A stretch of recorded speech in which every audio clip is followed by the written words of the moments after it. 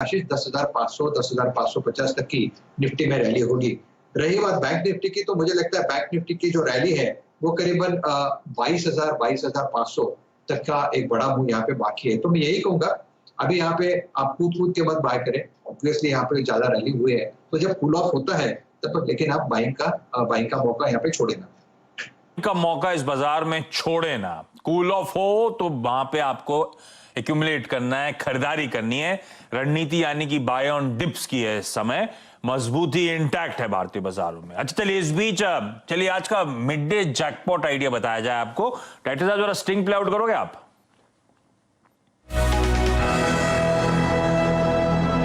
जो पॉकेट है जो लीड कर रही है उसमें फाइनेंशियल इंस्टीट्यूशंस आपने देखा होगा, बैंकिंग स्टॉक्स हैं, एनबीएफसीज हैं, ब्रोकिंग हाउसेज हैं।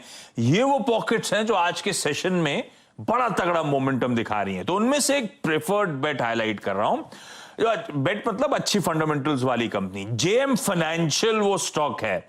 मेरे ख्याल से आज सुबह जब ये लोग 2020 खेल रहे थे तब भी इन लोगों ने इन स्टॉक्स की बातचीत करी थी। तो ये स्टॉक्स वैसे हरकत में आ रहे हैं, लेकिन उन सब एनबीएफसीज में जेएम फाइनेंशियल क्यों पसंद आ रहा है? पहले तो बड़ा स्ट्रॉन्ग पेरेंटेज है।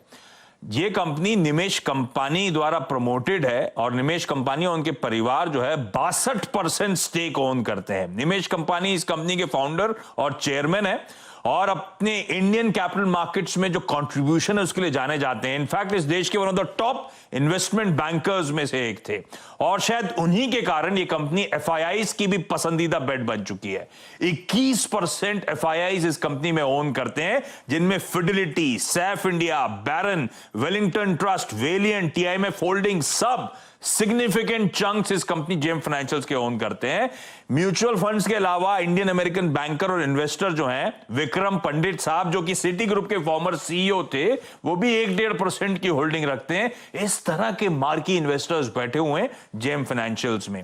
अच्छा, लॉकडाउन में तगड़ी लिक्विडिटी भारतीय बाजारों में आई है, इसमें कोई शक नहीं है। इक्विटी मार्केट्स में पार्टिसिपेशन जसका तस बना रहा है। जीएसके ने अपना एचयूएल का स्टेक बेचा, $4 बिलियन पैसा आया। आरआईएल का राइट्स और डायल्यूशन जियो का गजब का पैसा आया। कोटक बैंक की डील, भारती की डील, ये सब दिखा रही है इंडियन इक्विटी मार्केट्स की अट्रैक्टिवनेस और किस तरह की लिक्विडिटी है। और लिक्विडिटी का मतलब मार्केट्स में आना, ब्रोकिंग कंपनी, फाइनेंशियल कंपनी जो स्टॉक मार्केट से जुड़ी है उनको वैसे ही फायदा होता है।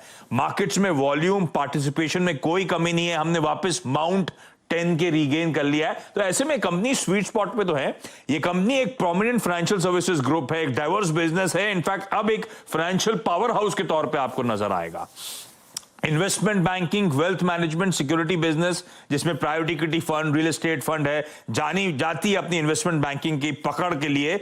और ये सेगमेंट 47% कंट्रीब्यूट करता है। जब मूड माहौल सुधर रहा है तो ये सेगमेंट लाइमलाइट में आता है। दूसरा बड़ा सेगमेंट है मॉर्टगेज लेंडिंग का, होलसेल डेवलपर फंडिंग है, रियल एस्टेट स्टॉक्स को आपने देखा पिछले कुछ दिनों से कैसा मोमेंटम दिखा रहे हैं। सब मूड माहौल सुधर रहा है और ये बिजनेस भी इनके 39-40% कंट्रीब्यूट करता है। यानी कि वो सेगमेंट्स कंट्रीब्यूट कर रही हैं जहां पे अब मूड बदल रहा है, माहौल बदल रहा है, निगेटिव प्राइस्ड इन है, क्योंकि ये स्टॉक साल के हाई से 45% नीचे अभी भी कामकाज करता हुआ नजर आएगा। डिस्ट्रेस क्रेडिट, एसेट मैनेजमेंट का धंधा, FY20 के जो फाइनेंशियल स्क्रीन पे आएंगे, 3,500 करोड़ की आय, 777 करोड़ का मुनाफा क्लॉक करा, flattish year on year performance है। जबकि Q4 में इन्होंने कोविड 2019 के चलते 175 करोड़ रुपए की अतिरिक्त प्रोविजनिंग कर रखी है, उसके बावजूद फ्लैटिश परफॉर्मेंस डिलीवर करने में कामयाब रही थी। तो फाइनेंशियल्स में स्ट्रेंथ भी नजर आती है। इसलिए मैंने कहा था जब आज एक पॉकेट हाईलाइट में, लाइमलाइट में फाइनेंशियल्स की, तो उसमें से एक प्रेफर्ड बेट है और ये प्रेफर्ड बेट है। हालांकि आज सुबह नीरज वाजपेयी ने अपनी स्टॉक 2020 की टीम में इसको ऑलरेडी मेंशन कर रखा था, तो मैं सोचा लूं कि नहीं लूं, पर क्योंकि आज पूरा सेक्टर हरकत में था तो मैंने कहा बता तो दिया जाए जिस कंपनी के अच्छे फंडामेंटल्स हैं उसको। राजेश सर क्विकली इसका चार्ट चेक दीजिए और डायरेक्टर साहब आप चेक करिए जरा, स्काईमेट वेदर वाले सर जुड़ गए हैं क्या? हाँ, तो राजेश सर जरा चार्ट चेक दीजिएगा जेएम फाइनेंशियल सर। आशीष, उसके पहले मैं आपको कांग्रेचुलेट करूंगा। सुबह आपने एक कॉल दिया था जैकपॉट का, वो है अडानी गैस।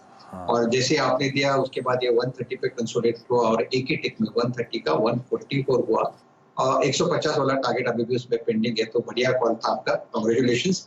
मुझे लगता है कि जेएम फाइनेंशियल, जो सुबह भी हमने इस पे बात की थी, जेएम फाइनेंशियल मेरा एक मेरा पिक था।